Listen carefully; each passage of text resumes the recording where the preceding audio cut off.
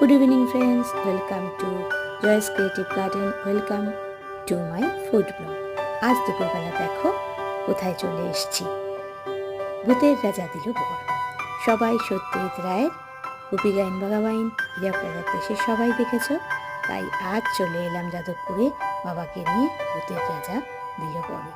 আমরা নিয়েছি হীরক রাজার থালি। অনেক রকমের থালি হয়, কিন্তু এটার মধ্যে প্রচুর সব কিছু আছে। আর নিচের তলাটা হচ্ছে ভূতের দেশ, ওপরটা হচ্ছে শুন্ডির রাজার দরবার। তো এখানে আমরা খাইনি, এখানটা আমরা ছবি তুলেছি। আর আমরা ওপরে রাজ দরবারে গেছি খেতে, সেটা তোমাদের সাথে শেয়ার করছি। এই দেখো, এই ছবিটা দেখে সন্তোষ দত্তর কথা আর উৎপল দত্তের কথা ভীষণ মনে পড়ে গেল।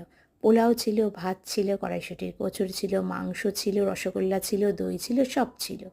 Subscribe my